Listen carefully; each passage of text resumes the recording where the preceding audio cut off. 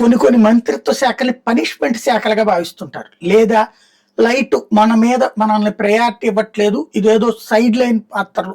అంటే మన ఉద్యోగుల లెక్కలో చూస్తే కనుక అప్రాధాన్య పోస్టులు అని మనం హైకోర్టు సుప్రీంకోర్టు చెప్పారు కదా, అప్రాధాన్య పోస్టులు తరహా అనమాట.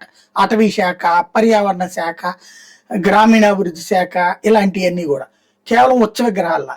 కానీ సరైనటువంటి వాడు ఉంటే ఇసుకలో నుంచి కూడా ఆయిల్ తీయచ్చని ఆ శాఖలలో ఈవెన్ సైన్స్ అండ్ సివిలైజేషన్ శాఖ ఇవన్నీ కూడా ఇలాంటివన్నీ కూడా శాస్త్ర సాంకేతిక శాఖ అంటే కూడా అది ఒక కామెడీ లాగానే ఉంటుంది. కానీ వాటిని బాధ్యతగా వాటికి ఒక పేరు తెస్తున్నాడు. శాఖ వల్ల మంత్రికి పేరు రావడం కాదు, మంత్రి వల్ల శాఖలకు పేర్లు వస్తేనే వీటికి. గ్రామీణ ప్రాంతాల్లో చేసుకొస్తున్నది పవన్ కళ్యాణ్ అద్భుతం తన శాఖల విషయంలో, గ్రామీణాభివృద్ధి శాఖ ద్వారా.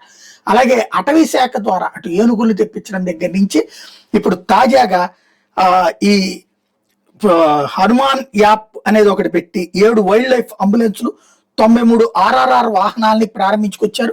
ఇది కేంద్ర ప్రభుత్వం పథకం అనమాట. వన్యప్రాణులు ఇప్పుడు ఊళ్ళల్లోకి వచ్చినప్పుడు వాటిని చంపేస్తున్నారు, లేదా అవి చిక్కుబడి దెబ్బతింటుంటాయి. అట్లాంటి వాటిని కాపాడడానికి సంబంధించినటువంటి ఒక యాప్ని, అలాగే ఆ ఎక్విప్మెంట్ని, సదరు వెహికల్స్ కూడా అటవీ శాఖ ఇచ్చారు. అటవీ శాఖ చరిత్రలో అద్భుతమైనటువంటి మార్పు తీసుకొచ్చారన్నమాట.